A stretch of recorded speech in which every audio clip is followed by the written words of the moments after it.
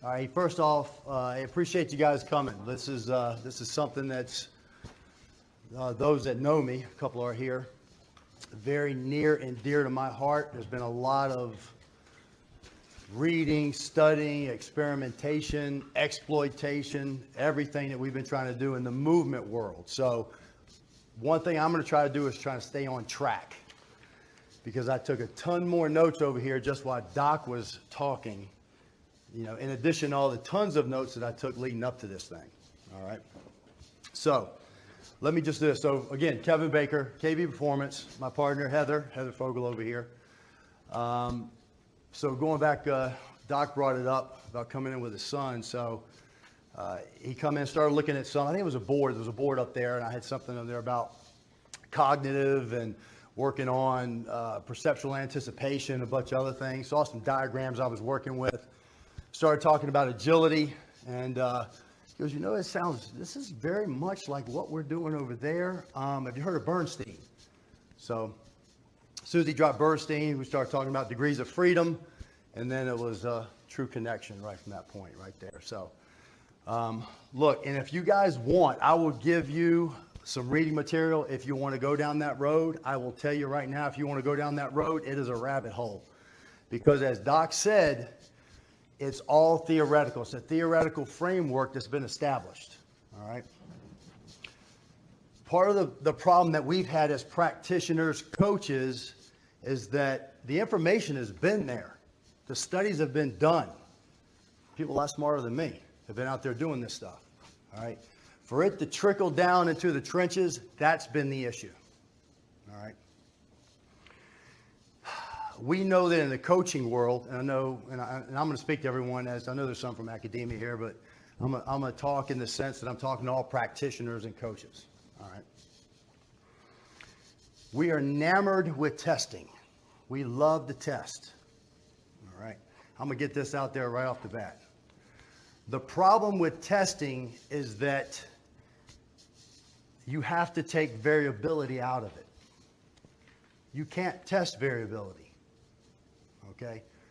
And as we see when we go through this thing, variability is one of the number one components that makes a good mover when you're training them.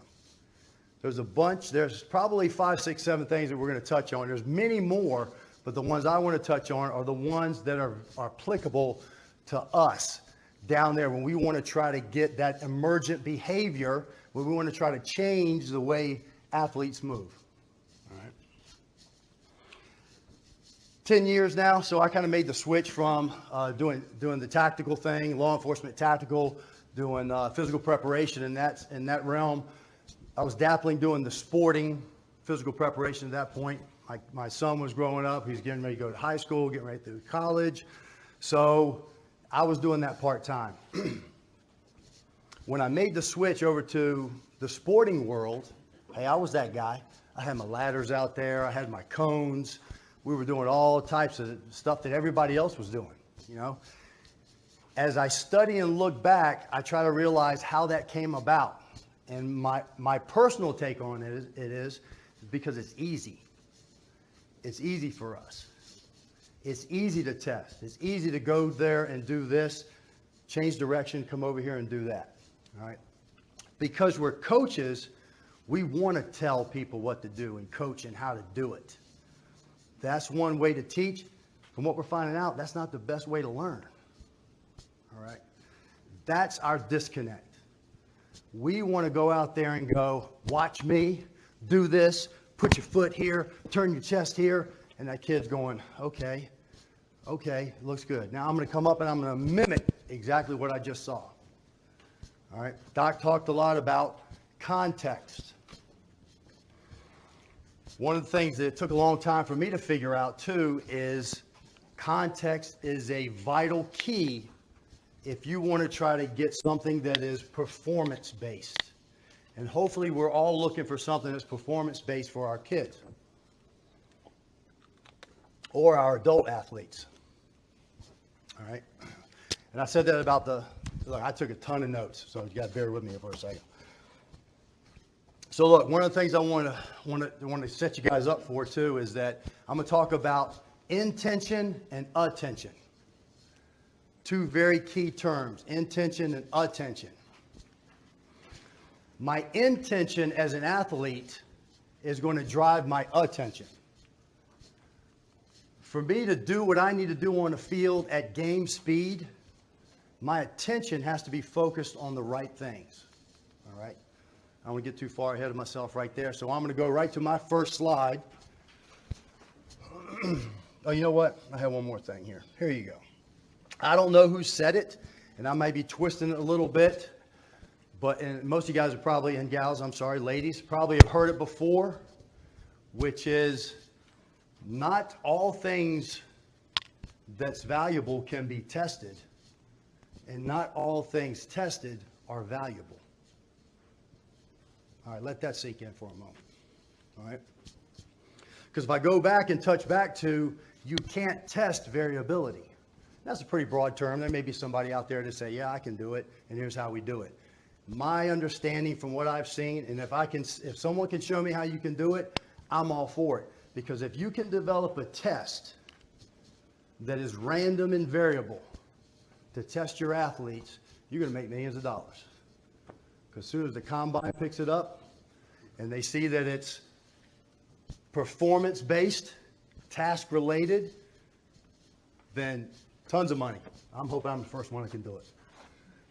But testing is easy. That's the thing. Testing is easy, and as Doc said, what we're talking about right now is complex. It's very complex. All right.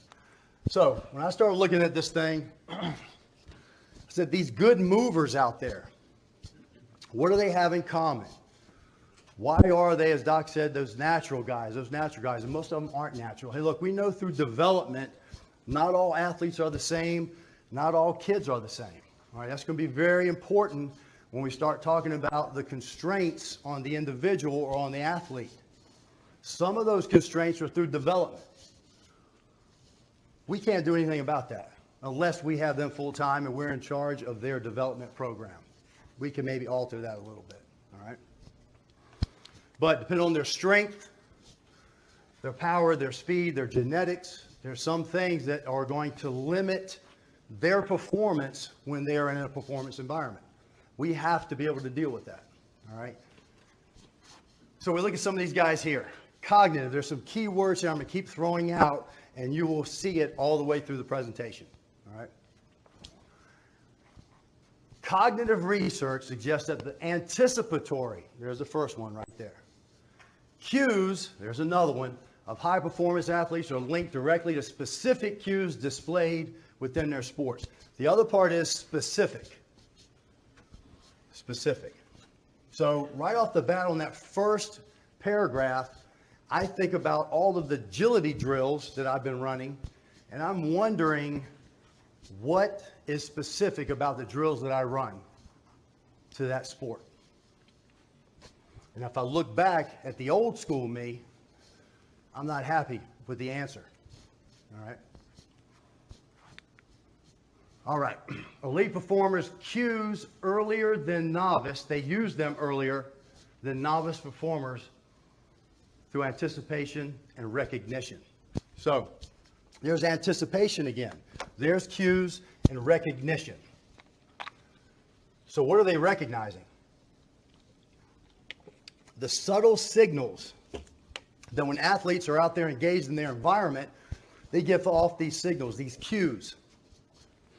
It creates a stimulus for the performer / athlete to dictate what my actions are.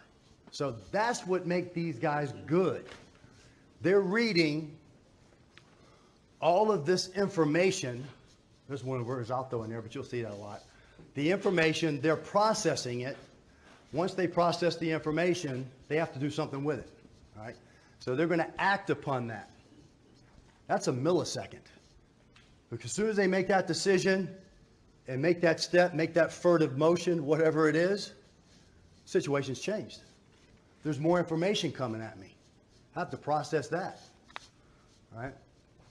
Anticipation is probably one of the key things that we try to instill in our athletes when we're out there. I can tell them about it. I can tell them what to look for. I can tell them about what's going to happen. We have fun when we're out there running. We'll set up a scenario, and because I'm working angles, I'm working distances, I'm working timing, and I'll get up there and I set them up, and I'll go over to the corner. And I'll go, this is what they're going to do. Boom, boom, boom. Right? I'm hoping that's what they're going to do because that's how I arranged it. I want to see certain movement behaviors because I need to saturate that athlete with that particular scenario. All right? It may not turn out exactly like I want because of the variability of what can happen. All right? But I'm putting them in an environment where I need them to learn to see specific cues that they're about to be presented with. All right? Generic, non-contextual, there's context again. Cues are limited in distinguishing between elite and non-elite performers. So if you want to see if an elite performer or an elite athlete is elite, you have to give them something contextual, something that they're used, something that where they can separate themselves from the novice performer. So the novice performer can go out there and do all of your basic stuff, and your elite performer can go do all the basic stuff. And it's hard to tell one from the other, right? But as soon as you start throwing in cues, anticipation, something that requires that skill set, now you'll start seeing the separation, right? Because your novice, they're not attuned to that yet.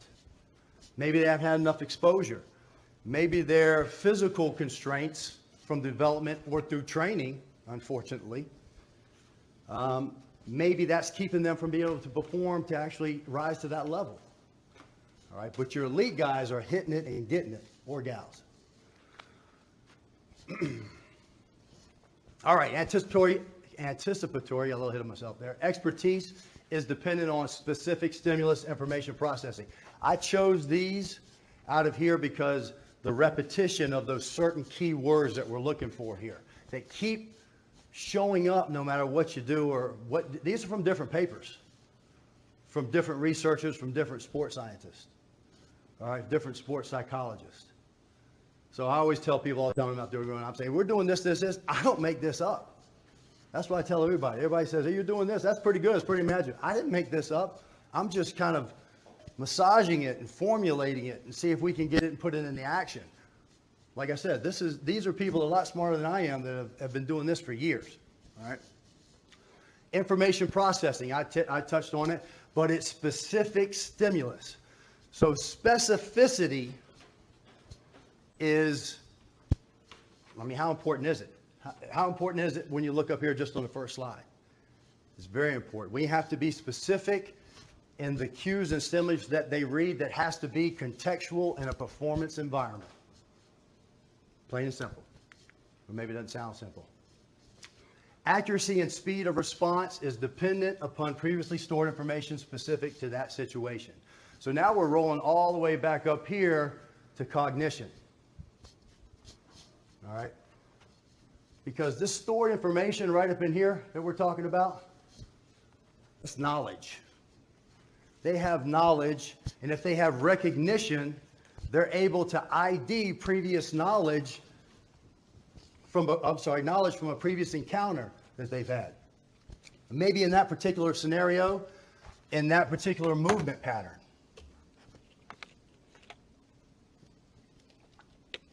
All right, any questions, comments on this one? Before I move on? Does it make sense? It makes sense to me. I look at it and I'm like, okay, now we're on the right page. All right, and probably others before me have looked at it and said, we're on the right page, I'm on the right page, this is great information. Now, what do I do with it? That's the thing. All right, here's some of those key terms we talked about. All right, perception. I will say this a lot. Here's our definition. We're becoming aware of something through the senses, whether it's sight, whether it's haptic, through feel, even hearing, auditory. All the things that happen, I say in the heat of battle, I even say that during sports. During the heat of battle, our senses are highly attuned to what's going on around you. all that information that's coming to you is being processed as that athlete. Excuse me. There's the word again, cognition. That's that process of acquiring knowledge and understanding. All right, here's the key word one on this one right here, experience. Because if I run that guy or that gal in that 5-10-5 drill over and over and over again, what experience are they getting to do what better? Yeah, let's just say it. To run that 5-10-5 drill better. That's the experience that they're acquiring. All right. You can fill in the blank. It's an L drill. It's a cone drill. It's a W drill. It's a Z drill. It's a whatever it is. You can drill them to death. And their experience is being gained during that particular event. All right. And that, again, is part of our separation that we have to connect the dots with. All right, stimulus. Something that rouses or incites to activity or action. I put parentheses there, action, because we're going to start showing how perception and action need to be coupled together. All right. For what we're talking about to become effective, we can't separate the two. And a lot of old school traditional training that we do, we separate the two. And again, this is something that I don't make up. All right. There's that cue. We're talking a lot about cues. I tell my athletes all the time, look, you need to settle down a little bit and watch, keep your eyes open, look at everything, or don't look at nothing but see everything. All right, I tell them that all the time. Sometimes I get that little dyslexia and throw that in there, get it backwards. But I always tell them is that guy, gal, whatever it is, they're going to tell you what they're about to do. I don't care how fast they're moving. There's cues and signals that they can't hide from you. Because if they could hide it from you, then they're going to be a magician, because their body has to do certain things to be able to move in certain patterns. They're going to tell you what, but they're trying to tell you a lot of other things that make the shell game. They're trying to confuse you. They're going to give you a bunch of superfluous movements that mean absolutely nothing, but they want you to buy it. They want you because they're trying to mask their true intentions. All right. So the signals and cues are there. We just got to know how to read it. And we need to be able to read it, and the only way we can do that is through saturation and experience. Experience is what gives us that knowledge, right? So if I'm not constantly reading cues in a contextual performance environment, meaning game-like situations at game speed, I'm not going to get those cues. And if I'm not getting those cues, that information that's vital for me to make my decisions on how I act, then I'm not getting the experience. I'm getting the experience? You know, I never did my disclaimer too. Look, I'm a football guy. But the things we're talking about here is across the board about athletic movement. All right? But the heart and soul is football. So I will stay very broad-based, but occasionally I kind of get back over to the gridiron a little bit. So you guys just bear with me on that. But if I'm not getting those cues, then I'm not getting that experience. All right? Sidetracked on that for a second. Here we go. There's recognition. Talked about it before. I have knowledge about a specific subject, person or thing, and then I get to ID it once I see it again. I recognize that pattern. I recognize what it means when that foot steps way out when they're coming at me in linear fashion. I recognize when those hips lower right before that signals something to me. There's probably going to be a direction change, something coming up. All right. And there's knowledge. And I bolded, highlighted the most important thing right there, because we are talking about movement skill acquisition, how to acquire skill of movement in a sporting environment. All right. So that's the knowledge that we gain. Okay, so here's our approach right here. So we're looking at it like, hey, we're a coach, or we're in charge of training. We have a team. We're going to kind of throw this formula out there to kind of show you, like, in the perfect world, this is how it would probably kind of take place. All right, so we want to identify what those goals are.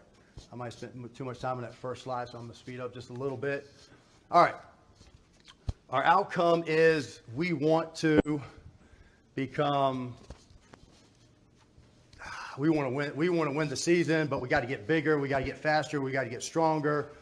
All these goals that we have to develop as a team, but our team are individuals that have to be trained either collectively. Some have issues. We have to address those issues. So something to think about when we start looking at our outcome barriers. All right, athlete, evaluate, and assess. So we don't know what's going to keep us from getting to where we need to be unless we know what we have with our athletes. What are we lacking? Is it speed? Is it, and there's a little bullet here we'll come up, we're talking about, I hear it all the time when I hear coaches or even parents talking about, we got to read and react better. We got to read and react. We're just not reading and reacting better. Okay. So, off that athlete evaluation, we have to recognize, now this can be through movement, this can be through strength, this can be through specific power that we're looking to get, it could be conditioning, whatever it is, we may have some type of performance rate limiters, all right? That's the term used that we need to look at as far as thinking of it just being individually, what is holding me back as an athlete? Now you can look at it collectively as a team, because there may be, hey, there's half of us are out of shape. We got to get back in the condition. So even though that's looked at individually, it can be team-based. Most of it is not, though, it has to be attacked at the individual level. All right. So once we recognize those limitations, we got to figure out what we're going to do about it. Are we running more 5-10-5s? Are we going to test on our, are we going to run 40s because we got to get speed? We're going to time our 10s. Are we going to do fly-in 10s? Are we going to go out and do a bunch of agility? Are we going to go run stadiums? What are we going to do? So we have to have a plan of attack after we address what our limiting factor is. And then we come back around full circle. All right, maybe we reassess to find out where we are. I would throw out there to you that sometimes you don't need to evaluate and assess to know what your issues are if you have a previous season under your belt. You could probably look at it and go, whew, we need to read and react better. We need to get more speed. We need to get better on our change of direction. So you've already made that assessment as a coach and get ready to go into as a practitioner, what you're going to do about it, what your plan of action is. All right. So with that, let me throw this tidbit in there. Here's one thing, like I'm an advocate, obviously I'm a little biased in it, but I think there should be more effort put into establishing movement coaches. Plain and simple, a movement coach. I think there's a serious lack for it. I think if you take individuals like myself, other practitioners that look at it and they see that there's a lot more that can be done, and then they put their heart, soul, and mind into it and try to educate themselves, that they can come up with a viable option and plan for any team to be able to help them in their movement capabilities. That's what I think. Because I say that because think about, and I'm going back to football, go back to gridiron, I would invite you guys that if you would think about, if you're watching film afterwards, is to try to not look at it through a tactical or technical eye for the sport. Look at it as a movement coach. And just ask yourself, hey, some of those times in the breakdown on that play, was that tactically related or was that movement-based related? Because if you have a breakdown in your movement patterns a lot, it's normally due to fatigue, right? Stress. We break down our movement patterns. Oh, what does he do? We went over that all week. I'm sorry, I didn't mean to wake anybody up if I did that. Look, we went over that all week. We talked about that, boom, boom, boom. But now we have some variables involved. This fourth quarter, I'm back on the gridiron. Fourth quarter, they're fatigued, they're stressed, they're 3 points down. Hey, that's a lot to be on the mind right now. All right, so we know everything's going to start breaking down. So when you're looking at that film, find out if it's tactical, technical, or if it's movement-based. Because that's going to make a difference the way you address those limitations. I put limitations on there. Deficiencies are listed a lot on there. They're synonymous here. We have deficiencies, we have limitations. Regardless, they need to be addressed. All right, outcome barriers. Touching briefly on that one. So look, what is it we want to go? Where do we want to go? What do we need to do? We're going to get bigger, we're going to get stronger. These are all the things that we hear all the time in the sporting world. Some might not apply if you're soccer, if you're volleyball, anywhere here. Maybe you don't want to get bigger. Everybody says they want to be stronger. All right, better movers, just about everybody. Quicker, absolutely. Everybody wants to do that. There it is right there. Read opponent's movement better. That's what comes up. And injury mitigation. We got to be healthier this year. Too many injuries last year. All right. So the last one I like because recently my mindset has changed on this. And I made a note down here to be able to say that I'm starting to adopt the attitude that speed is contextual. All right, speed is contextual. Paper I read recently said when they tested, they saw that straight line track sprinters have a different posture and a different stride length than field and court athletes when they're sprinting. Why is that? Who thinks they know the answer to that? Why is their posture different and why is their stride length different when they're sprinting as opposed to a track guy? Yeah, you know it. You're already making right there. I see your jukey juke moves going on there. I saw that one. So look, intention, attention. Told you it's going to come back up again, right?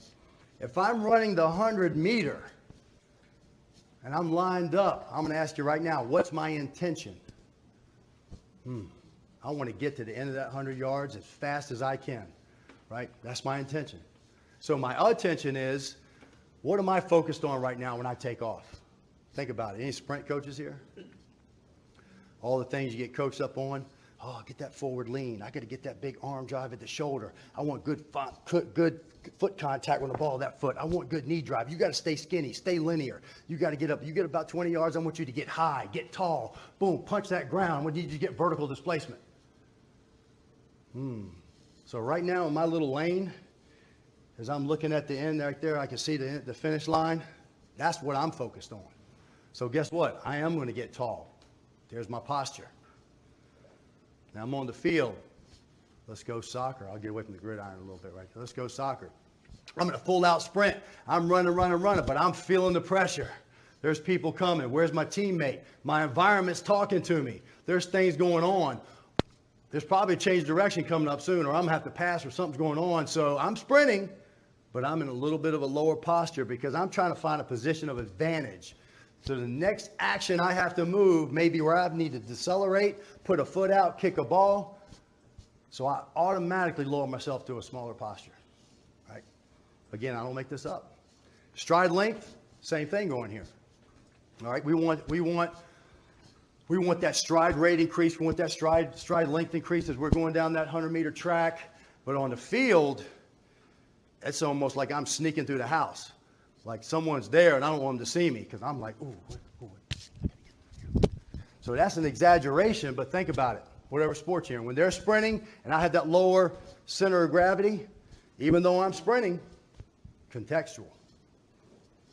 My stride length, I'm just not up here like this. Now, there's those rare occasions when you're looking up there and you're looking up at the scoreboard and you watch yourself sprint and you see those guys about 10, 15 yards behind you. Oh, yeah, they're just letting it rip right there. Probably even look over the shoulder. And hitting it. So there are those rare occasions. But look, when I read that, I'm going, man, is that another boat I've missed? And then I said, you know what? It makes sense because if everything else about movement is contextual, then how come sprinting wouldn't be contextual also? Because that's part of movement.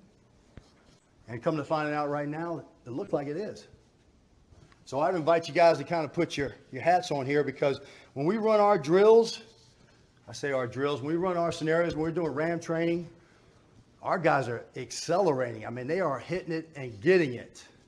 But I see it now that I read that paper, well, there's actually a couple papers saying the same thing. I'm looking at it, I'm going, yep, absolutely. I mean, those guys are fast. They're putting a foot in the ground. They're accelerating. They're motoring out, hitting second gear. But man, their head's on a swivel. Their gaze is out there just trying to find, they're picking up information, what they got to do. I'm going, the focus, it's all about the focus.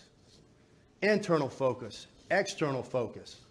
What's my intention is going to affect my attention. If I don't have the correct attention, I'm going to miss cues, signals, right? That's going to give me information to what I do next. So that first slide said, all those guys I put up there, they anticipated, they read the cues faster and put it into motion quicker.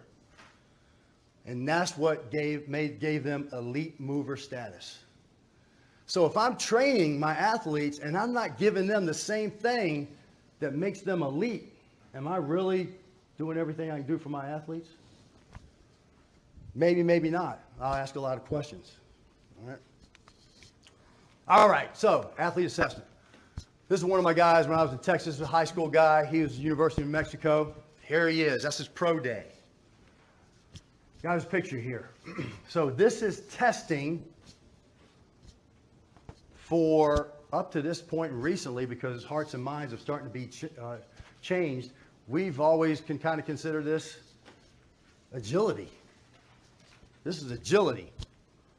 So this is a good point right here for me just to talk about Chaladurai. So, hey, 1976, Chaladurai out of Canada. They want to come up with some definitions for agility. This is 1976. Came up with 4 categories. He said one is simple, and I'll come back around to it. The second one is temporal. Third one is spatial. And the fourth one is universal or complex. All right? So the breakdown on that is, number one, simple. If your athlete is moving, performing something, and if the space and the timing is known, meaning that there's going to be no surprises, and if you can rehearse it, all right, that's a simple categorization of agility, number one. Secondly, so think about a gymnast routine. So we've seen someone out there on the floor routine, jumping, flipping, doing all these things that I can't even dream of doing. All right, they're doing it. No one would probably argue that they're not agile or strong, for that matter. But the thing is, can they rehearse the routine? Are there any surprises coming at them? Anything where they have to use any type of perception, reading stimulus? There may be a little bit, all right? But they can rehearse it. That's the big one. They know what space they're working in. It's a routine. That's why they call it a routine, right? The space they're working in is known. How about the timing? That's temporal. The timing is known. The timing is one of their number one things they need to nail is their timing. And they can rehearse their timing in the space which is known. So that's number one. Number two is if we take the timing out of it, let's put the guy back on the track, right? Spatial, I have a lane. I know where space is. Nothing's going to surprise me on space. But timing, I'm waiting for the gun to go off.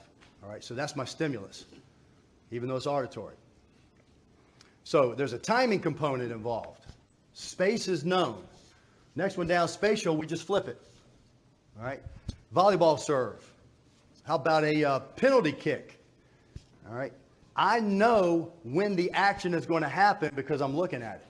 I'm watching person go up. I'm watching the serve. I'm watching all the actions that there's taken to hit this ball. Tennis serve, volleyball, penalty kick. I see him coming in, legs back, plant foot's down. I know when it's going to happen. I just don't know where it's going to happen. All right, so that's the spatial component that wasn't there. It was not known. Now we get to universal, AKA complex, when the timing and the space involved is unknown. What sports are those? All those field and court sports, right? They're known. It may be initiated or started by something that's known, all right? Maybe with that volleyball serve, maybe with that tennis serve, But the actuality is that the majority of the movement involved is complex. So now I'll go back to a 5-10-5. Which category is that? Especially if you combine, you get started. It's simple. What about L drill? So we'll make it more complex. What about in the football drill and the coach is doing this?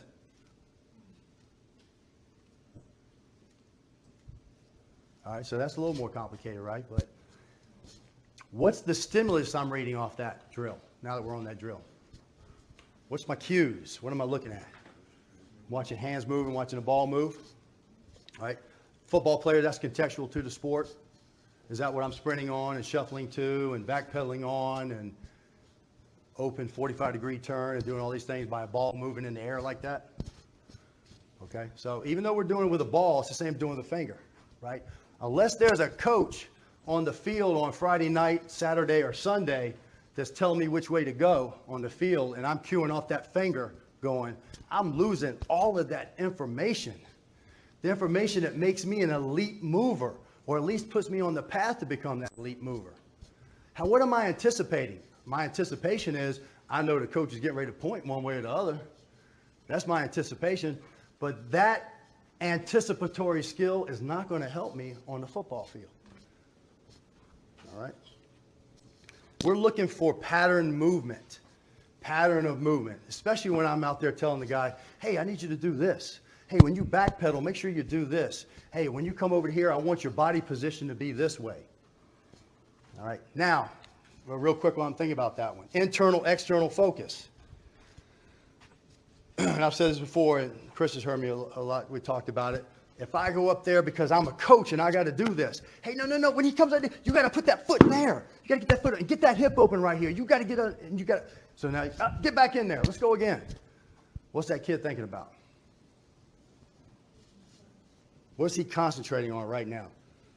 That guy right there or his foot? Getting his foot in the right place. Yeah, and his chest. So whatever he's thinking about, it's going to be bad. Right off the get-go. The worst part is if he's thinking about the foot and all of that, right? Because he's going to do this, and the coach will come up and say, what are you doing? Why didn't you see that? Are you crazy? And he's like, I didn't see it because I'm thinking about my foot.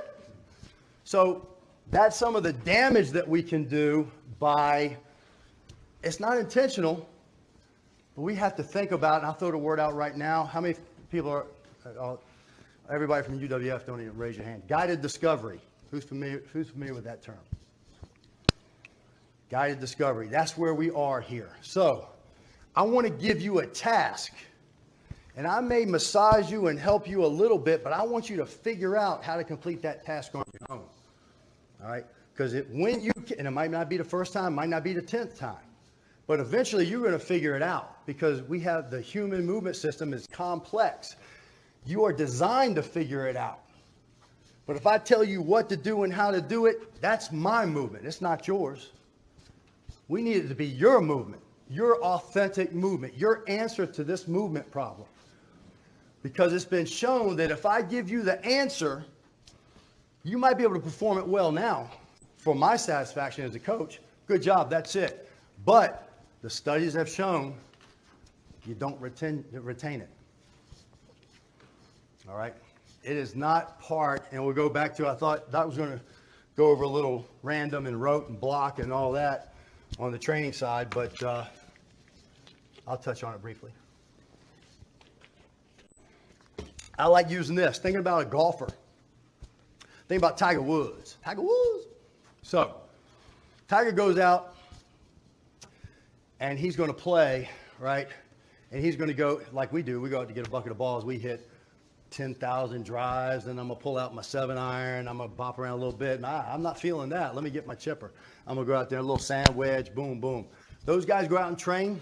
They go out and play, of course. But if they go hit balls, like this, because I've read articles on it, they don't hit a driver back-to-back. If they hit a sandwich back-to-back, that means they're probably anticipating they just messed up somehow and got to hit it again, right? Maybe a sand shot. But these guys are professionals. Think about if the only thing you did as a golfer was practice hitting off the tee, and you never practice being behind a tree, being in those shots where I have to change my stance. I have to change my trajectory. All these things that these guys encounter in the game, if you just went up there and just swung away all the time, man, what's going to happen when you get in those situations during the match? You're not going to know what to do. You're going to pull something off. It's going to be ugly. But you haven't been there before. You haven't gained the experience to know, I got to get the ball up in my stance. I got to really get my forward shoulder leaning down a little bit more. I got to really send my hips over really fast to get that angle so I can get underneath that tree limb. So if you do not put yourself into that situation, you're not going to have the knowledge and experience to be able to act accordingly and quickly when it happens. All right? Oh, what did I do here? I went into rambling on and didn't go down my things here. Okay, so look, close drill. It's a rehearsed pattern. So we're back on simple. This is a rehearsed pattern. It's synchronized. I'm working on foot placement, shin angle, torso angle. I'm trying to find my balance point. Most of the time we're doing this right here. If I'm testing, I'm trying to go as fast as I can, and I'm going to game this drill. I'm going to figure out when to turn. I'm counting my steps. Look, I've helped these guys try to get ready for these things, all right? We're counting steps and telling them when to turn their hips and where to put their feet. How contextual is that to sport? By your silence, you are correct. It is not at all. All right, repetitive training, perfecting biomechanical positioning. So when we talk about assessment here in a minute, we're going to talk about biomechanics. Internal focus. Now, you need to have internal focus if you're going to blast off on this L drill. You want to beat your time on there. You have to. My opinion right now, between combines and showcases running the 60s and all this, the kids are getting killed. They're losing out on so much valuable time to get ready for sport movement because they're so wrapped around what their scores are. All right? If my main focus is to get my time down, then that's how I'm going to train. I'm going to train like that all the time. That's going to motivate me. My motivation is to get better time. Now that's pulling me so far away from the contextual, complex movement that I need to master on the field during gameplay. And then the fact that nobody's really kind of doing that to its fullest extent, they're almost destined for disaster. Especially when I'll say this, I was going to say in the beginning right now. And it's about the kid. I'm 56 years old, so I'm one of those kids that Heather and I were talking about yesterday. Being out at the park, all the stupid stuff we used to do. Jumping off the swings and up on trying to walk on top the top of the swing. And then the little merry-go-round thing you had there, when you get on it and run as fast as you could and then try to jump off of it when it was going fast and see if you could stand up and run. Or try to jump on it when people were spinning as fast as they could. Man, if you were a kid back then, you showed up with a cast on your foot because you were trying to jump from one roof to the other. And you just failed for one time. We get kids that come in now in a boot. And I'm like, what happened to you this time? I just landed funny. I just jumped and came down and landed funny. That's because we used to go out and explore motor behavior. To a lot of our parents' chagrin, because of the medical bills and everything else that were out there. But man, we got dialed in because we didn't need a sports performance person at 7 years old to come out and show me how to run. I've been running since I was 2. Kind of. So anyway, but you get my point. So now we have kids that have to be developed, right? So they're not having the opportunity. So their motor development stage has been, we really can't do anything about that because that's through maturity, right? They own that. That's theirs. But now through motor learning, us helping them go above and beyond what's offered to them through genetics, we're setting them up for failure. Because I don't know how it is now. Their PE doesn't look like PE like it used to. No, not at all. Games are going away. Everything that involved motor behavior is going away. And now we're training for 5, 10, 5s and running 60s and 40s. And kids coming in saying I'm in a boot because I landed wrong. All right. Speaking of, Doc should have heard that one right there, right? In a boot because I landed wrong. Okay. I'll run that by you a little bit later on with you. It gets a little out of context. There we go. All right. So goal is decrease time by perfecting technique. All right, let's look. I'm on this. Look, man, I'm all over the place on this thing. Game speed and maximal speed. What's more important? Okay, that's a good answer. I kind of set you up on that one. So look, if we train for maximal speed all the time, we're setting players up, or we're setting athletes up to that's what they think is important. Well, I got to go maximal speed all the time. I got to put the foot in the ground. I got to create force. I got to do all these things. But we know we get out there, there's those staging moments. There's those little moments where right before something happens, the action kicks in. They're going from a shuffle. They're reading. They're going. They move just fast enough to be able to complete the task at hand. All right? They have to be able to do that coordinated. One of my things here is, I asked you guys real quick. I'll go back to it before I hit this one. Hey, so what's more important to you guys? What do you think as far as team sports? Strength or coordination? Coordination. All right. I like that one. How about speed or coordination? Yeah, so we start to see a pattern here. I like that. So, private sector, dealing with kids coming from all areas, different types of programs. It's easier for me, so I'm a little heavy on Twitter sometimes, or we get on social media, but I put this out the other day, which one of our dilemmas is, do we train kids to prepare them for the field or court, or do we try to prepare them for high school in the weight room or training? All right, because sometimes that's a difference, right?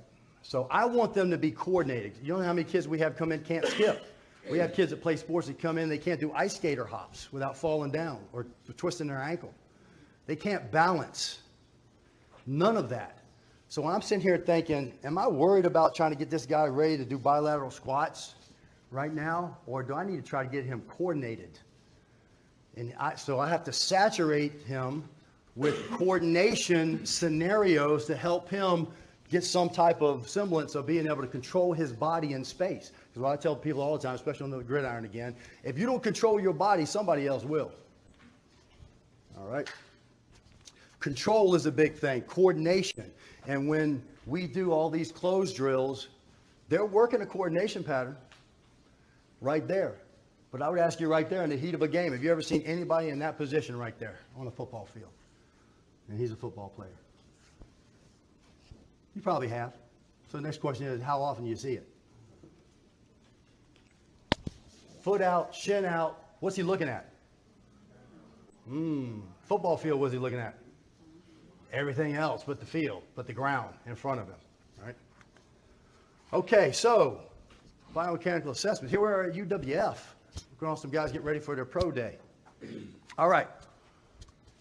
So here's the thing about the assessment on for biomechanical, I'm looking for limitations. I'm looking for deficiencies. So when I put them in a closed drill, it's easier for them to pull off these positions I want to get them in and out of because they're concentrating just on that, right? So I'm removing the whole perception, action, coupling, cognition, perception. I'm taking that off the board. You can time this out as much as you want. So I'm looking for coordination, controlled coordination in a controlled movement, all right? So he's confident because he knows what he's doing. He can put in max force in these angles. And it might be an L drill, it might be just a regular cone drill you set up. I might set up something where I do a sprint to a deceleration, to a hip turn, to a sprint, to a shuffle, whatever. I'm gonna see if they can coordinate movement where they know what the pattern is. Because if I remove this, I can see what happens here and here and here. I can find out if we need to do more lateral work, we need to do more abductor work. If we need to work more at higher angles, as in joint angles, muscle lengths.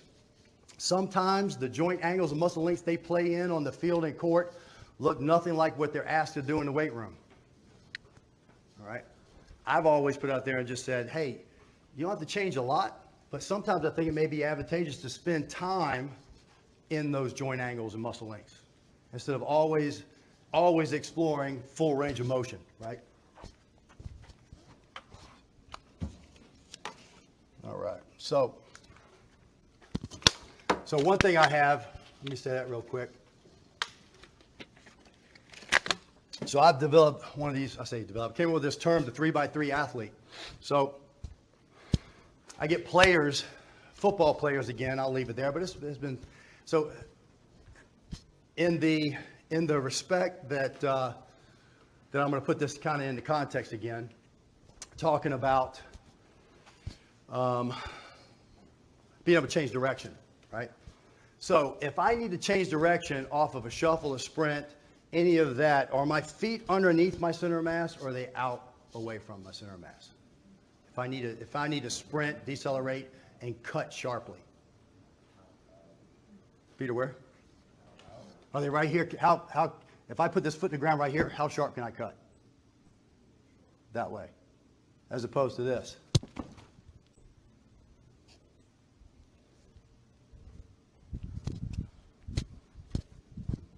Anybody? Nobody? No? All right, so maybe, I don't know if any of you could actually see me, or if there's some that couldn't see me. So here's what we're looking at. I'll rephrase it. When I change direction and I'm running full speed, do I need to have a high hip or low hip as far as my center of mass? Okay, so I'm going to have, so how sharp can I cut when my hips are high? And my feet are where? Underneath the center of mass. So if I want to go sharply in this direction, the more I lower my mass, the more I can get a shin angle, right, that can push me in this angle. That's my point I'm trying to make, right? So we see a lot of weightlifter athletes that come in. How do they produce force? Where are their feet when they produce force in the gym? Cleans, squats, deadlifts. Feet are right underneath the center of mass, right? So that's my cut. If that's my strength profile, my posture, my position, when I get out there and I have to put force into the ground, where do you think I want to put it? Oh, right directly underneath of me. Doesn't help me change the direction. All right. So on my biomechanical assessments, if I see kids that when they go, they're like this, and they don't want to get low and put that foot out there, I can tell they haven't spent a lot of time producing absorbent force with their feet outside their center of mass. All right. That's through my years of watching and looking, that's what I come up with. All right. So if they come to train with me, guess what one of the things we're working on? That's what we're doing. We're working with force production, feet outside the center of mass. All right, so real quick on this one. Man, I'm really behind, aren't I, Doc? See, that's what happens. You need to keep me on track. All right, so look at this one right here real quick. We have till 4, right? Okay, good. So I put this on here because right after testing, this is how we used to train agility, right? I say used to because we're going to change everything. So first thing I want you to look at is eyes. Where are my eyes? Now, these are my guys right here. I made them do that so I could shoot video on there. These guys, and they're just doing that drill. Getting fast feet. Because, you know, slow feet don't eat. Getting fast feet. Fast feet that can't put force in the ground, change direction. All right, anyway. So, we're back on the ladder. So that's what I'm talking about.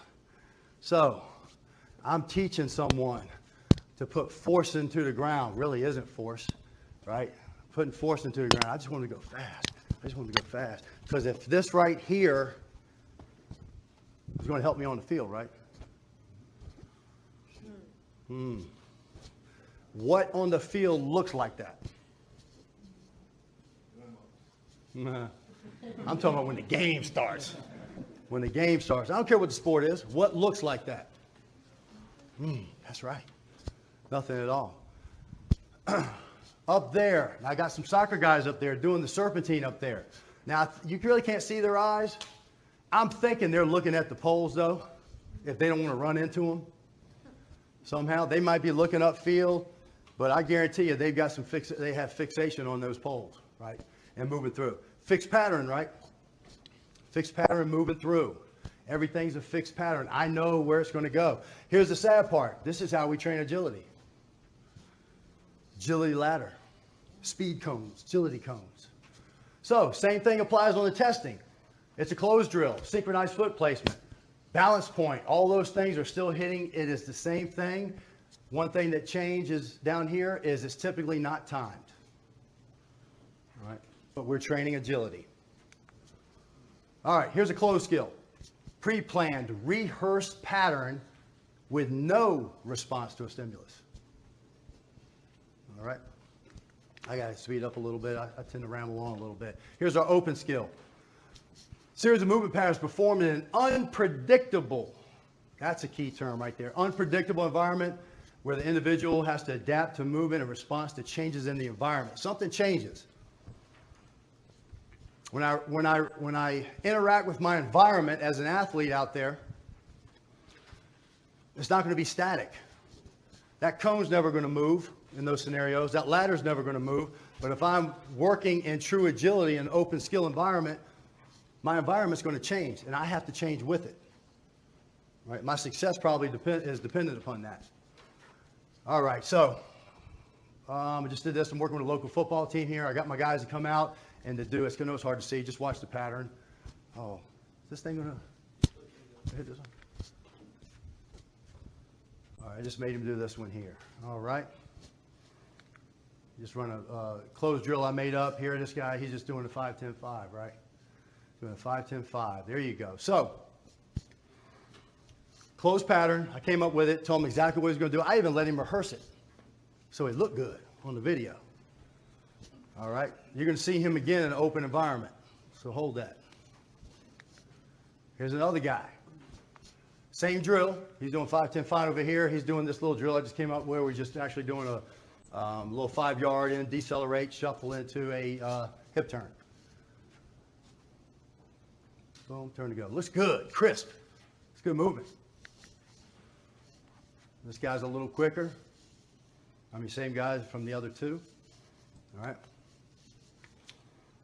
Okay, so up top, if you see these two guys right here getting ready to take off right here, they're not important, but our guy we want to watch right there is right beside him on the dummy. Right beside the dummy. Oh, we're starting this one over here first. All right, so hold on. This one's easy to watch. All right, so that's the second guy that went on the closed drill. Let's see what happens when he has stimulus to read. Oh, what happened? Don't know. Things change. When the environment changes, you have to change with it. Watch him up top, right? Oh.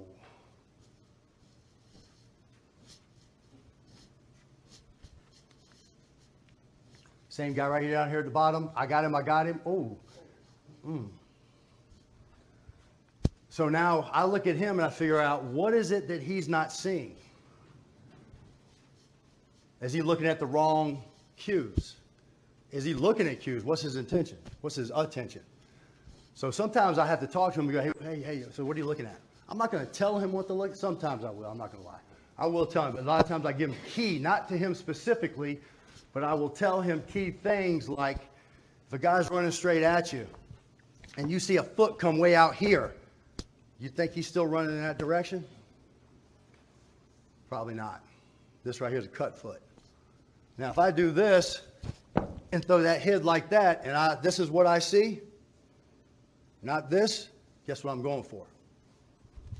That's that hook with the worm on it right there. All right, so I can tell him that, but I don't expect him to be able to see that, react to it, and make a better decision based on what I said. I'm just giving him a clue. And I'm going to put him back in there, and he's going to get saturated and exposed to all these different scenarios to give him the stimuli I want him to see with the cues. All right, here's my guy up there. My guy right here likes to leave his feet. All right, so I asked him right there, the big guy. I said, so why are you so wide all the time? Why are you so wide? He goes, Coach, I'm afraid of getting juked out. All right. So he knows what his constraint is. So he's trying to adapt to it, right? Because, hey, man, the wider I get, the more area I can cover, right? As opposed to, now, I've been working with these guys probably, and this is a team, so it's kind of hard to do an individual thing. Probably the last 5 weeks? 5 weeks on these, since the beginning of summer, right? So I can tell him, don't get wide, don't leave your feet. You have to stay with it. I can tell him that. I can tell him what he's doing, and that's all I do.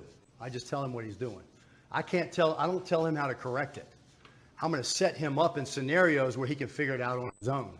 And I'm going to have to constrain some of the tasks that's going to benefit him at first. It's going to benefit him, and he's going to build that confidence, and then the light switch is going to come on and go, oh, so if I do this, I have success. That's right. Let's try it again. Let's get back up there. And once he gets confident, I'm going to switch it up on him. I'm going to change something. It might be a stance. It might be an angle. Maybe something where I'm going to get him out of his comfort zone. He's going to have to actually react to it because the situation changed. And when he gets really comfortable, I'm going to start taking the reins off of him a little bit. Some of those what are those wheels called on the bike? Trainer wheels, yes. I'm going to take some of those training wheels off of him. Let him go out there and fall down on himself a little bit more. And then when he gets out a little bit beyond his control, or get out past his that threshold when he gets out there and he's way too far beyond it, I got to reel him back in. I'm going to put him back in because I want him to have success, but I got to set him up where he can do it on his own. Okay, so what is agility? We taking a break? A break? Straight through? Oh, Lord, okay. Here's a proposed definition of agility, real quick. So this is the latest and greatest. So people come up with I told you Chaladurai, 1976, came up with the 4. We've kind of moved on from that. 2006, this one came up. These are, didn't even put it up there, did we? Oh, there it is, Shepard and Young. All right, so 2005. So here's what we added to it. It's a rapid whole body movement with a change of velocity and direction in response to a stimulus. So now that's what we're calling agility. We should be. Not everybody does. But if there's no perception action that needs to take place off of a stimulus or a cue, then it's not agility. All right, so the sooner we adopt that concept, the happier and more successful our athletes will be. Yes, sir. If that's true, then at least in theory, you can even train agility without full simulation. When you say full simulation. Can you train agility if it's based on a response? Okay, yes. And here's why. Because if we look at agility now, which is a response and an action, then we know that's a motor ability. Well, so that's a motor problem we need to solve. So through that, we know that through guided discovery, talked about a little earlier, through guided discovery, I need to give them scenarios. I got to give them problems to solve. All right? It's got to be within their capabilities. If I make the problem too complex and they're really struggling, then they're not going to get it. Or it's going to take forever. So by constraining, we'll go back to the constraints. I'm going to constrain maybe the task, maybe the field, maybe the environment, the setup, where I can give him a little mini learning environment, right? And I'm going to let things happen naturally. They have to happen naturally. If it's not contextual, right, then I'm not going to get the right type of, number one, I'm not going to get the robust response from him later on where he owns that movement, all right? So he's not going to retain it if I tell him what to do. If he does it on his own and it's at full speed and it's reaction off someone, the same stuff he sees on the field, he's going to retain that. That's your transfer. So I want that to transfer over. And that's what all the sports scientists are telling us right now. To get maximum transfer, it has to be contextual. Everything from speed to the stimulus received. You can make it a little bit, you can make it sometimes a little more sport specific. You know, if you just want to go general, like our baseball players do this, right? Our baseball players, do they read any of this at all? No, but we do some ball work with them too, reacting off a ball. But they come out and do this because when the benefits they get off of going out and becoming a better moving athlete, right, is going to carry over to baseball, even though baseball arguably might be one of the least athletic things you've probably ever seen. Baseball player, nobody? So I was trying to stir things up over here. As far as athleticism goes, now I'm just messing with you. All right, so any baseball guys? All right, so look. So yes, it is. And that's a great question. And that's where we're getting to. Look, up to this point, again, if it needs to have variability. So when I set this guy up, if I set him up for one thing where he's just going to sprint from here to here, if we're talking about that linebacker, if I'm here and I go, he's going to stray off and sprint from right there. Don't let him get by you. All he's going to do is think about beating him to that cone. That's all it is, right? But when I set him up, and I may say, hey, look, I know the speed on this guy. I know the speed on you. I know how you read a little slower. I'm going to change your position a little bit, and I'm going to change your stance. I'm going to give you a little bit more of an advantage, right? Because I know this guy over here is a mover. He's going to give him all the stimulus he can handle, right? So once I set him up that way, now based on that rep, I might go, whoa, I got to dial that back a little bit, because I see the guy just went, it wasn't the scenario I was looking for. But if, and that's why, and then when I hit the RAM training right here, when we get to it is, I base everything, and I know a couple people follow me on Twitter there, I base everything off of game type situations where they have to see the same stimulus at full speed, right? And they have to react to it and come up with solutions to the movement problems that they have. And the movement problems are ever changing. Like I said before, that perception action means I perceive something that I know and I recognize is about to happen, right? I'm going to make a move. I'm putting my body in the action. I take a half a step, turn my body this way. This guy read what I did and he changed his plan. Ooh, I got to change my plan again. But if I haven't seen that in training at this speed, what's my success rate probably going to be here? Yeah, I'm going to misstep, take an extra step. I'm going to get out of position. So we know the offensive guy is trying to get me out of position. He's trying to disrupt me. Right? Right now, he's trying to create those affordances Doc was talking about. If I can move here and do this, it's going to create an opportunity for me to work an angle. If my goal is to escape and evade and get by him, I'm just looking for an opportunity to do that. But I need to get him out of position. He's trying to shut me down and shut off my opportunities. Right? And for me, if I'm on defense, I'm not always reactive. It's a big thing I have with my guys sometimes. Is like, hey, sometimes you have to use the sideline to your advantage. So maybe sometimes just turn the hip a little bit makes them think a little bit more of, I've got this open, which you're setting them up because you're anticipating them to go that way. But I'm trying to take away something, and I might be giving him something else to look at where I'm giving him smoke and mirrors. Right? Like I stepped too far, but I got the hip open because I know I want you to come right in here because I'm going to funnel you right into here and right on that sideline. That's what I want to do. So I'm making you think I'm taking this off over here, but I might have had a misstep. Right? But they don't get the confidence to do that until they get out there. I can try to tell them to do that all day long.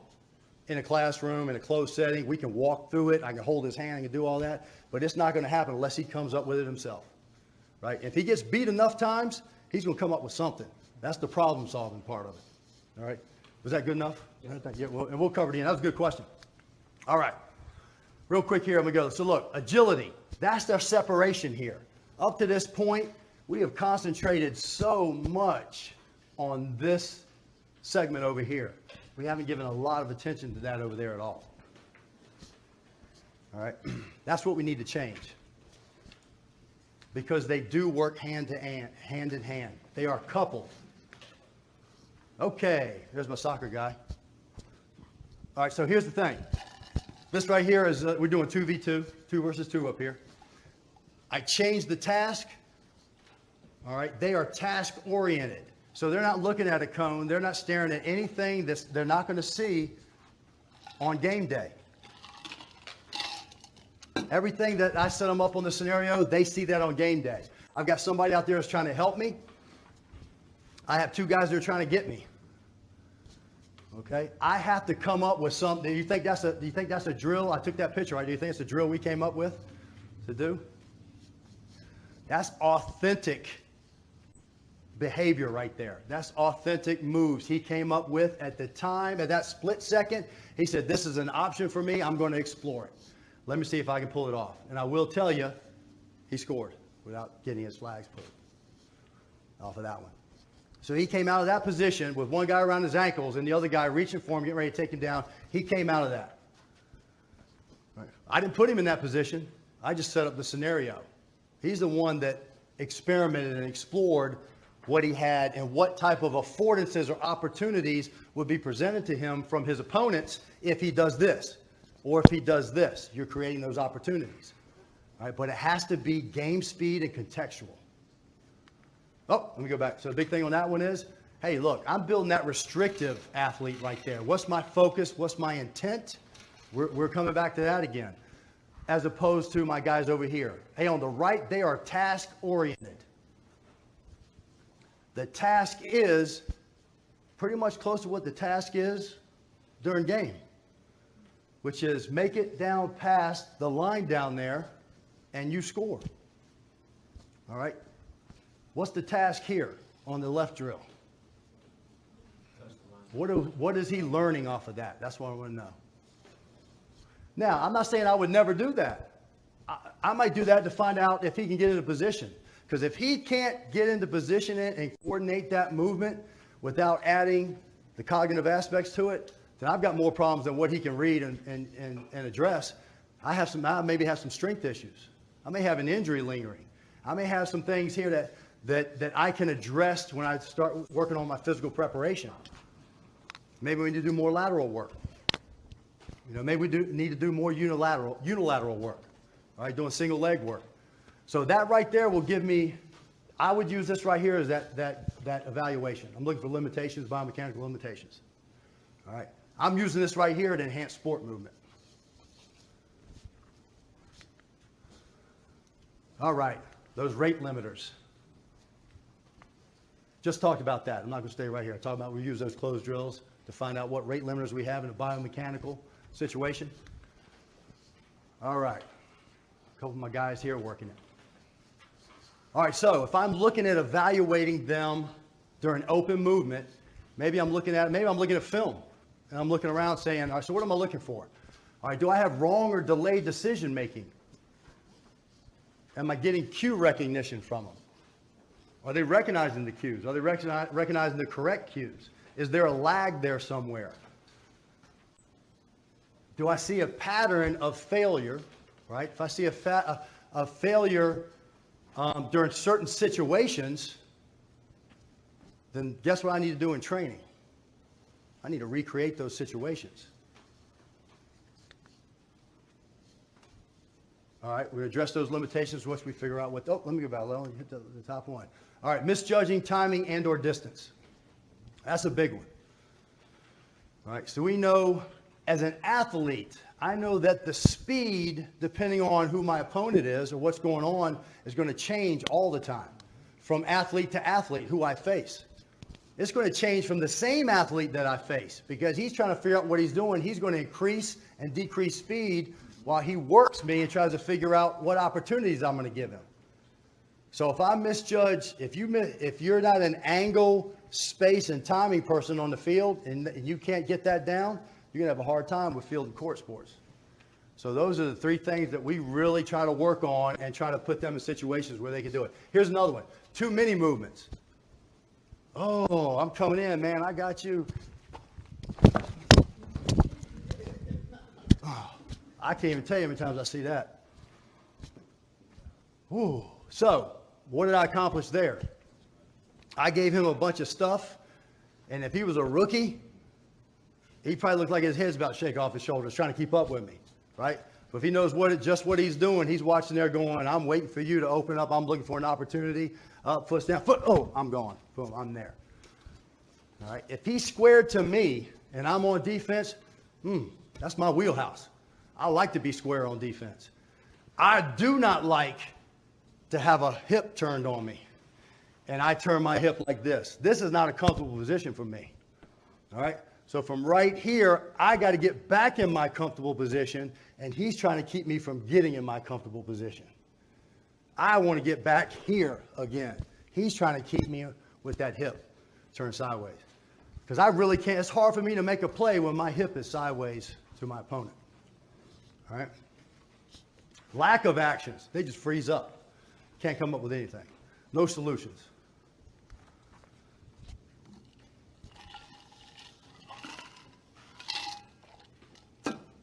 So we have to address those limitations. That's where I skipped that one. Here we go.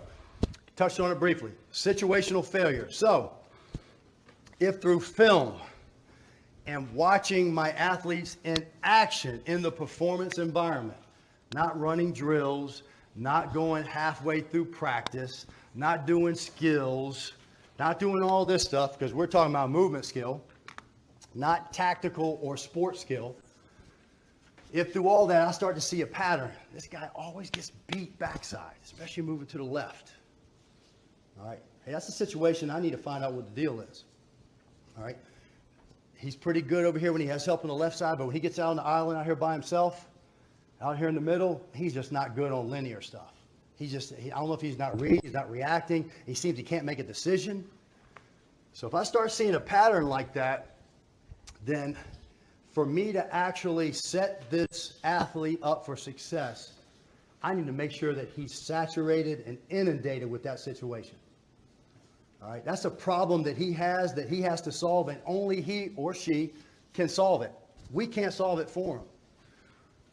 Now, as long as it's not, and it could be a constraint on the individual themselves. Maybe it's lack of power, lack of strength, lack of mobility, lack of flexibility, some things like that. Hey, we got to address that somewhere else, maybe in the weight room, maybe in the yoga room, wherever you want to go. Hey, but if it's up here, if it's connecting the dots between me looking to see what's happening, recognize what's happening, all right, anticipating what's about to happen next, and then putting that plan of action in, and then doing it all over again, if that's what's holding them back, if that's the rate limiter, then that's what we need to address. And we can't address it on an L drill. We can't address it on a 5-10-5. We can't address it on anything that is non-contextual.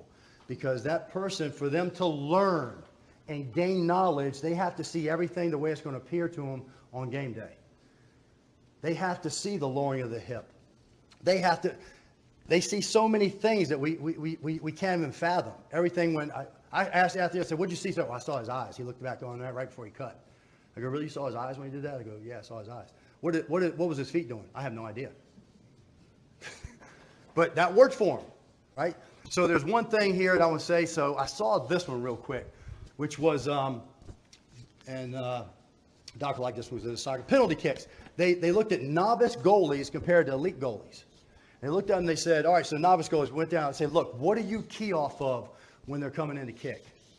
They go, well, I look at their approach. I look at how they come in, their angle of approach. You know, I look to see at their eyes. There's eyes thing. I look in the eyes to see which way their head goes. And then off of there, I'll make my reaction. Okay. And somehow the way they looked at it, they came up with a 55% success rate based on you cueing off that stimulus or looking at those cues. So they went to the elite goalies and they said, what are you looking at? And he goes, most of them said, I have two things I'm looking at. I'm looking at their plant foot, and I'm looking at their kicking leg of what I can see once they approach. It makes you think, and you go, what angle their kicking leg is at? Well, that makes a little bit more sense, right? Because if I'm running in at this angle, and my foot plants like this, and when I go to kick, you see my foot come out, which way is that ball going? Yeah. Now, unless you're a contortionist, you're probably not going to be able to pull off something different than that. So that's what they're keying off of. They looked at, it was an 87% success rate. Somewhere around there. It was high 80s, maybe close to 90. So that's what the elite goalies were looking at. You're going to say guys or gals. That's what the elite goalies are focused on. That's where their attention is. That's what makes them elite. So the separation of what you're keying off of makes a world of difference. All right. So the other ones, it was just probably shot in the dark. You know, because they were trying to figure out how they time their dives. What are you looking at the time your dives? And that's what they were looking at. The other thing they saw from elite was the elite waited later to dive. Week later. So they were reading cues right up to the very last moment where they had to pull the trigger.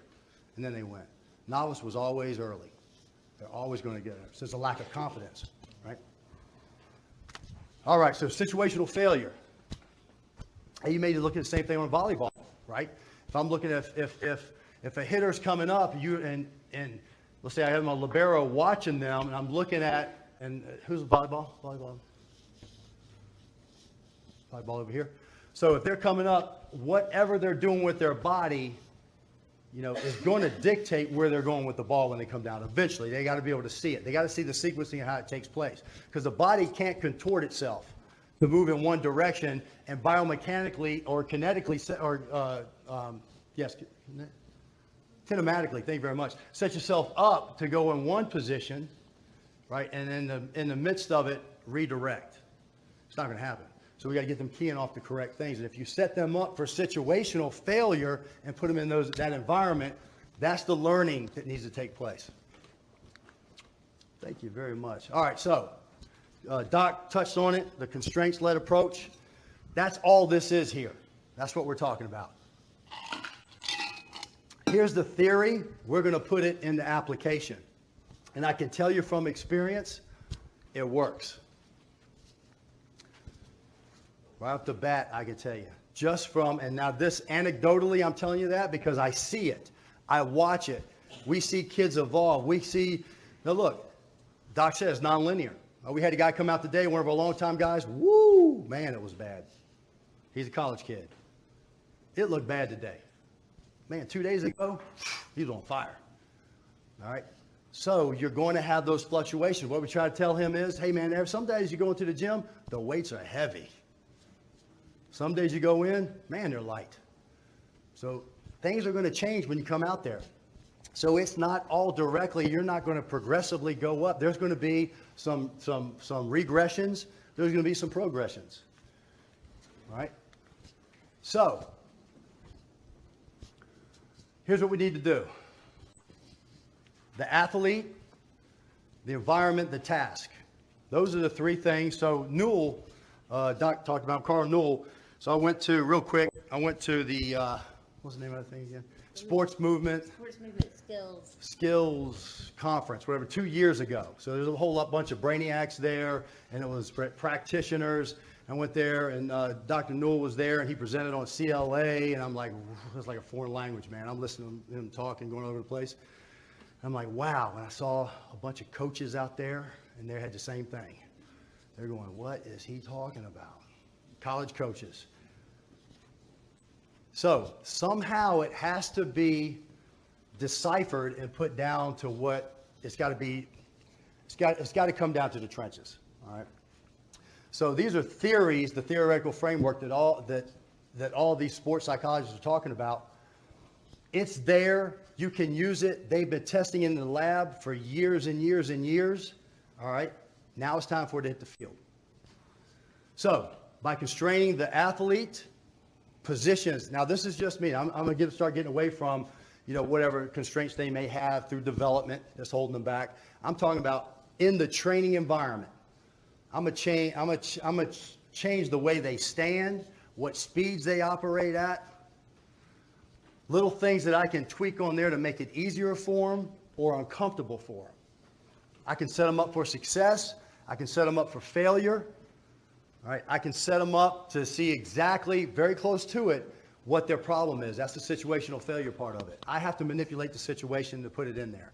That's what I need to do. I'm constraining things all over the place. For the environment, I'm changing up where their opponent is, right? What they have to interact with. The task is the big thing. I may say, hey, look, here's the task. You have to do this. You have to get there, but you can't go here. Hey, you have to do this and grab him, but you can't do it until you get over here to this part. Now, I give them that task because of something I see in their movement. I go, hey, they're leaving their feet too early. They're not moving their feet. They're not doing something in regards to their spatial awareness is really not there when it comes to working the sideline, using it as a teammate. All right, it's just not there. So I have to set them up and constrain everything to get that desired effect. I might not get it. That just means I need to tweak it differently. Because a lot of times I set things up, I go, well, that guy was way too fast to go against him. That didn't look nothing like I thought it was going to look. But I saw something else that looked really good, and that gives me ideas to roll into something else. Right? Just what we talked about right there, manipulating those constraints. I want to change the behavior, the motor behavior of that athlete. I want to change it up. I want to get him to start thinking more. I want him to make better decisions. I want him to see that he can make better decisions. Oop, just trickled on in towards the end. All right, so on the field, I talked about that briefly, the number of opponents. All right, I give them timelines. If I have too much dancing going on, or if I have too much backward movement, things that I know that aren't going to bode well on the field or the court, I'll put time limits on it. All right, speed and angles of play. Man, this is probably the bread and butter right here of everything. Because if I have a guy or a gal that keeps getting out of position and it seems like there's a pattern to it, then I might have to adjust the speed of how they see that particular situation. Like Doc said for son Ethan, he said things slowed down for him. So that happened naturally. Maybe we have to do that in training. Maybe we have to slow something down for them to let them comprehend what's going on. All All right, pick up on the right cues. Speed and angles, it's everything. All right.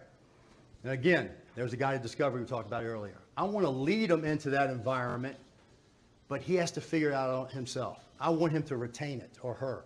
So I keep saying him. I want him to retain it, again, because it's random.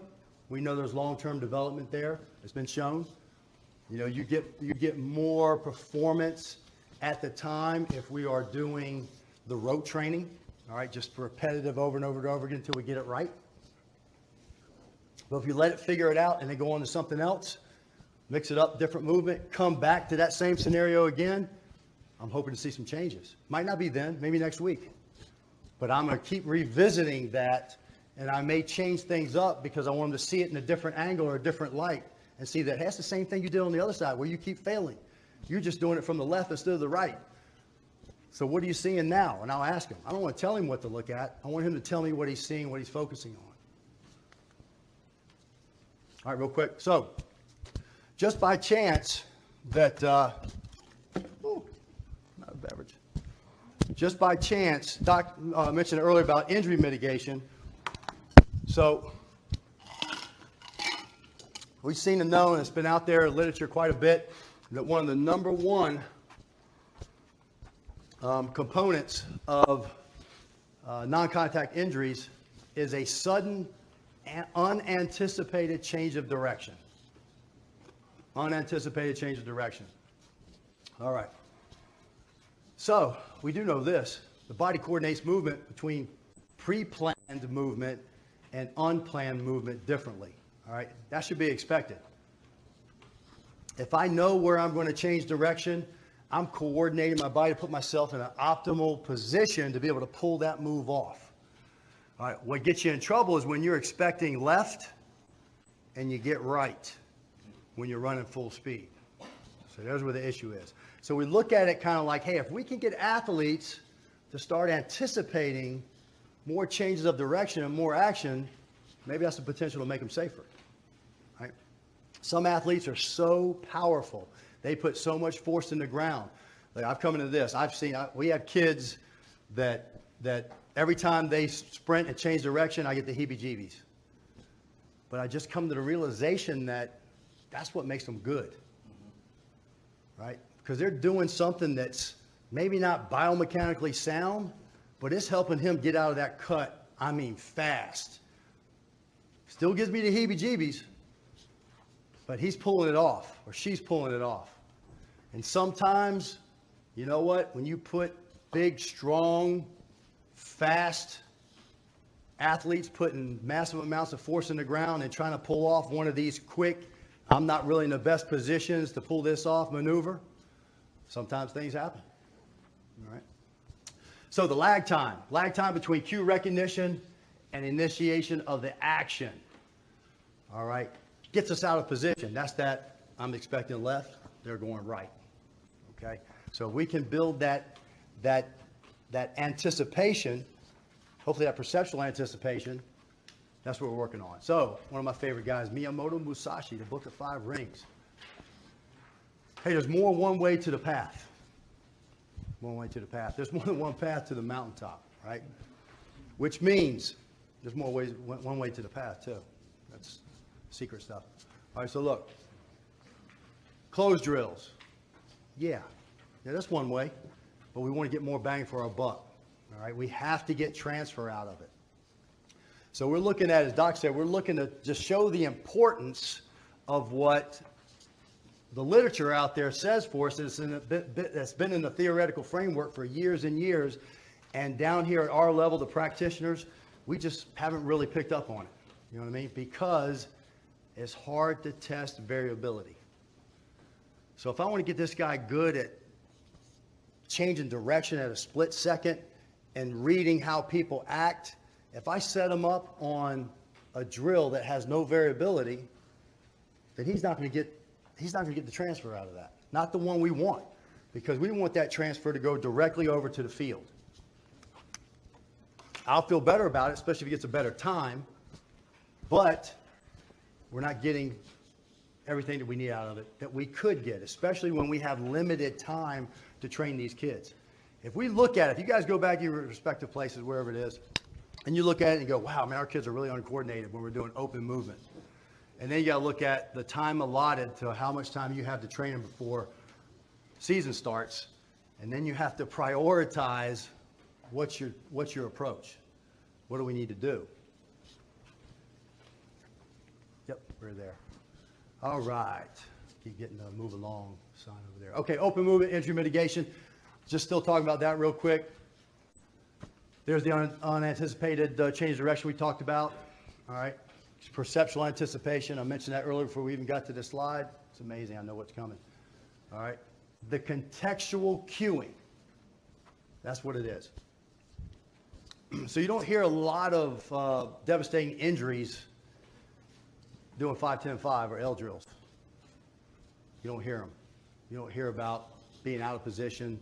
You don't hear about ACLs. You don't hear about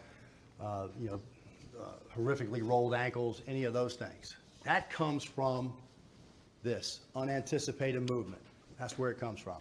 So we want to get them in better positions, but it has to be contextual. There's a word again. There's variability again. All right. If he has variability, going back to that picture, if you remember where the guy's jumping up in the air, one guy around his ankles, the other guy's reaching out for him, that's adaptive.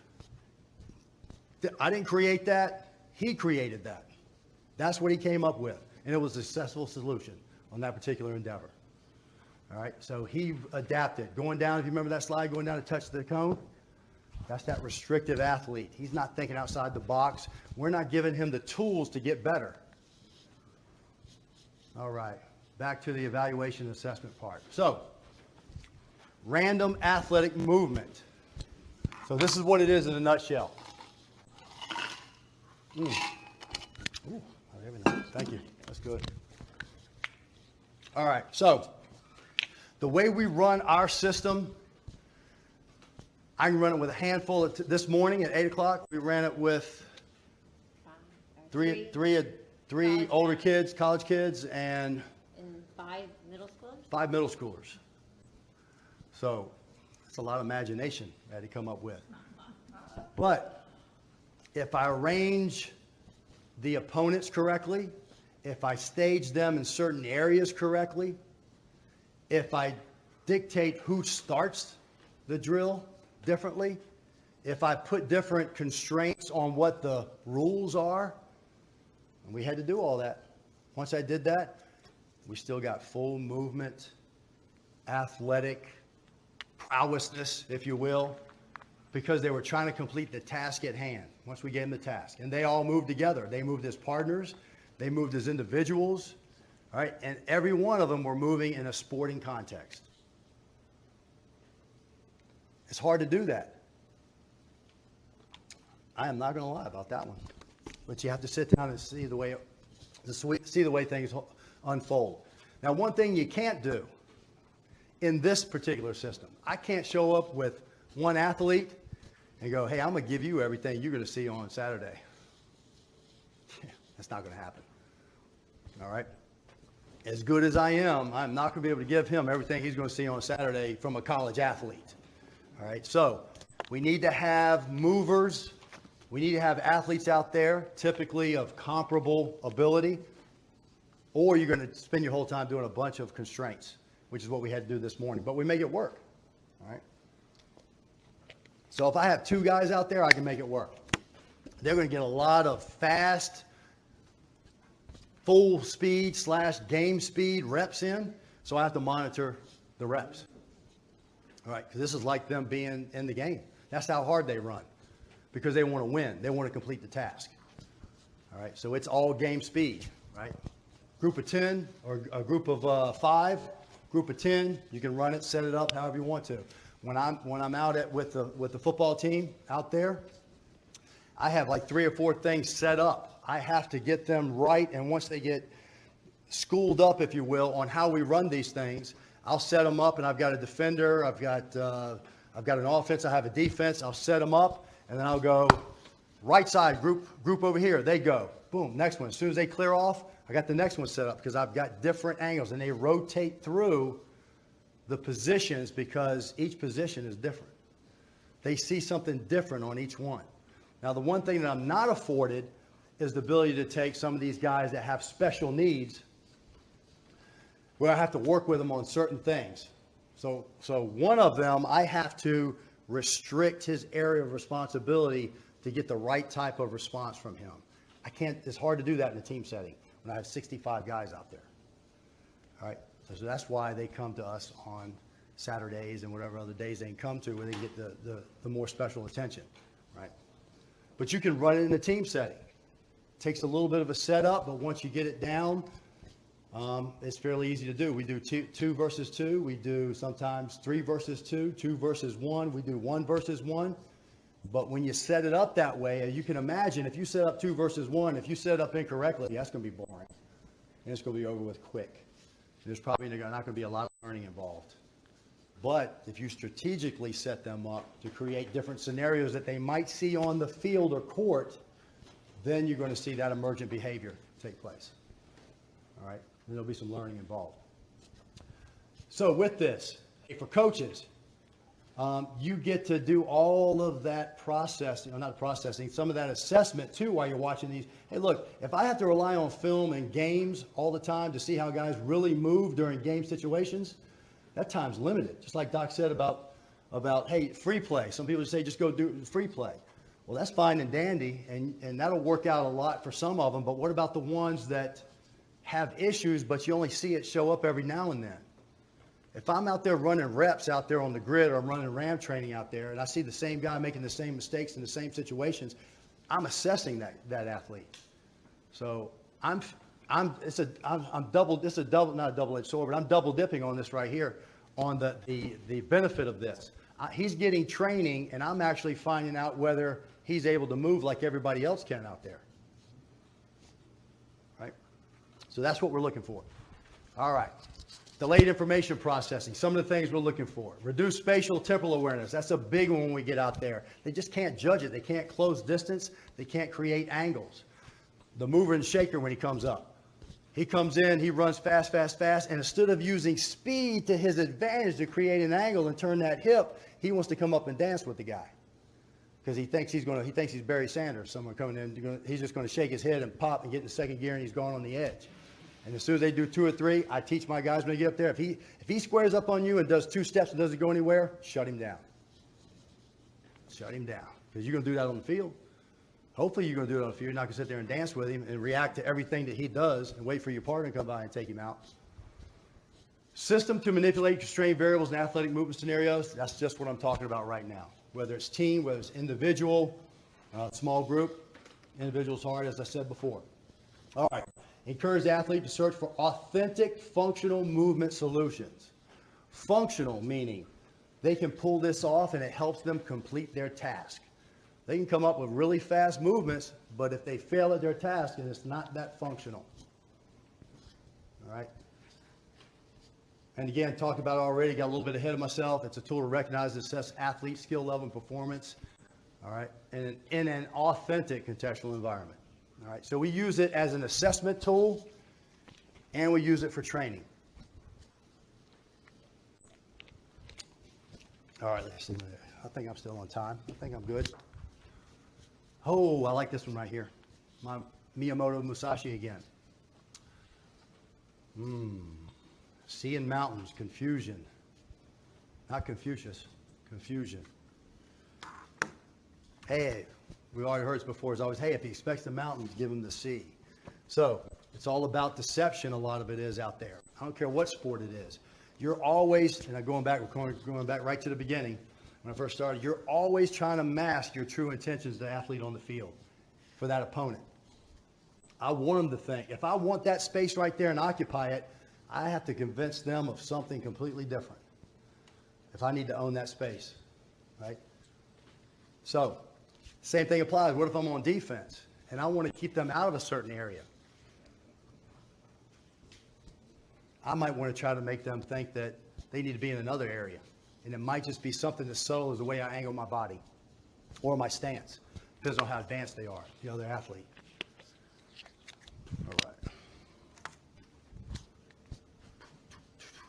All right. So, a couple videos here. Here is This guy's at Troy now, and here's one of the UWF guys right here, Samuel. I want you to watch this 310-pound dude in the blue shorts. Now keep in mind, this grid setup right here is pretty good size. It's not like he has about 15 yards width to defend. And we're probably talking about 100 pounds difference here.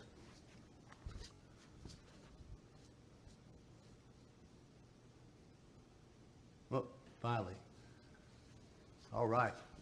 So I'm okay with this. So I'll look at it now, depending on where he is in his learning process, right?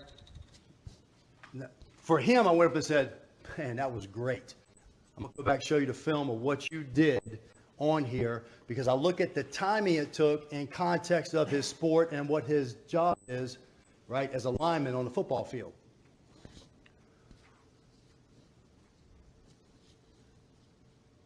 Yeah, I think he kept him out of where he needed to go. Finally, at the end, the guy was frustrated, said, I'm going to go take this area over here. Now, I may have told him, the offensive guy, hey, here's where you have to finish. So I put that constraint on him.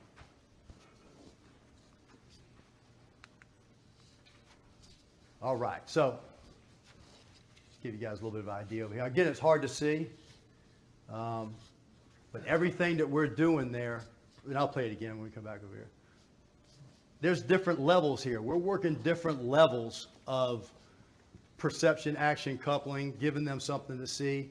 Now, is it all clean and all pristine and exactly the way I said, hey, if you don't see it on Friday or Saturday, it doesn't count, because we don't see garbage cans out there on Friday night, right? And this other stuff. So still, it's just a tool. They are doing nothing on the garbage can. The garbage can is more for some of the extra bodies in the environment, hopefully to cause confusion. We've got bodies shuffling around, so I want a running back seeing things. I want him to see bodies moving. I want him to see beyond first level, looking at second level at the same time. I want him to see the hole open up and immediately not look for the backer coming on him after he gets through the hole. I want him to pick up who's coming after him before that. All right? And always knowing he's got help out there too. So I have to strategically place them in certain areas and who starts it and what the timing is. Sometimes I have to hold somebody back and say, all right, now you can go. Because I'm trying to set up the scenario where I'm trying to solicit a certain amount of behavior. All right, these guys right here. So, all right, it's kind of hard to see. So the guy, I got that again one more time.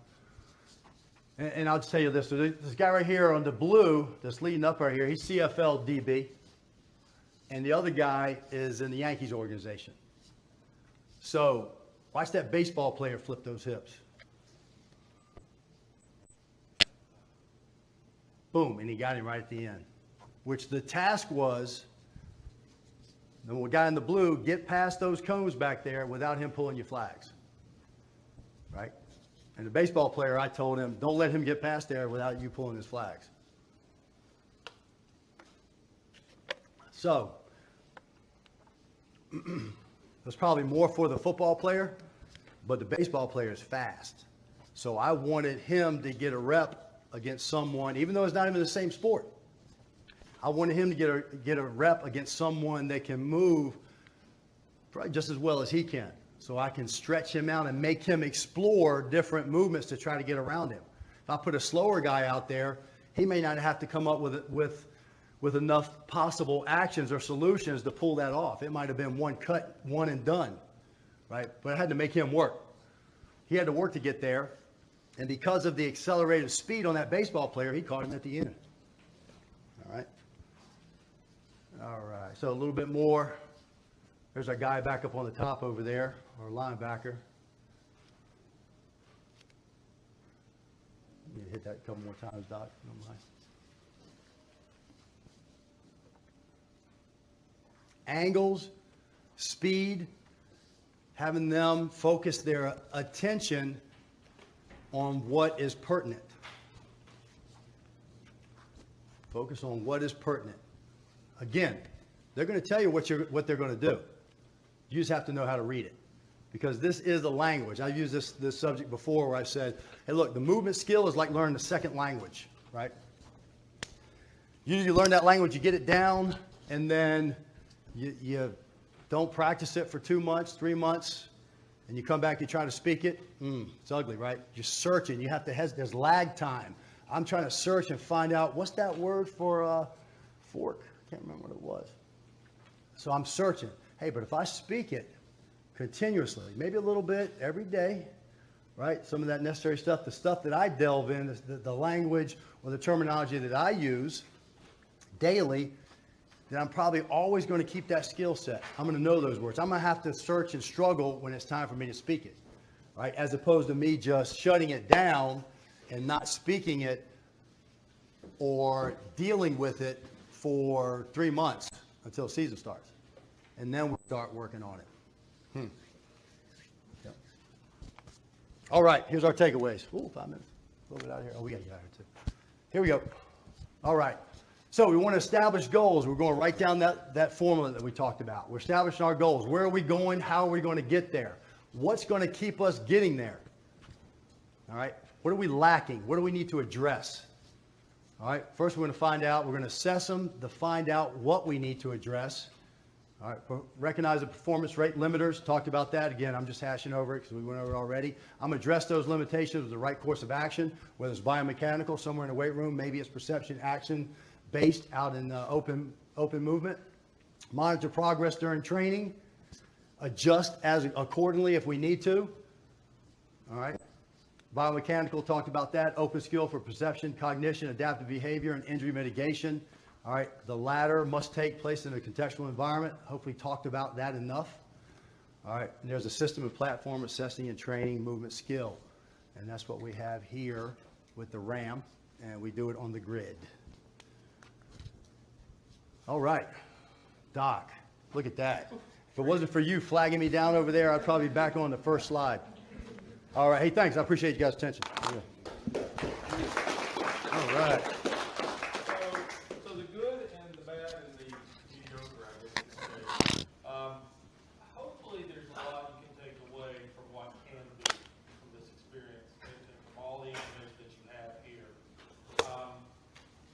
There's a lot of actual hands-on things you can do, like the grid, the RAM system, those kind of things. They're just simply beyond the scope of a 2 or 3 hour little session. So many things, but it uses the formula that they talked about, fill in those pieces to make those choices, put in those constraints to do those other kind of stuff. This type of training is really making a big difference. We haven't convinced you of that yet. I don't think we're going to be able to, but I really hope we have.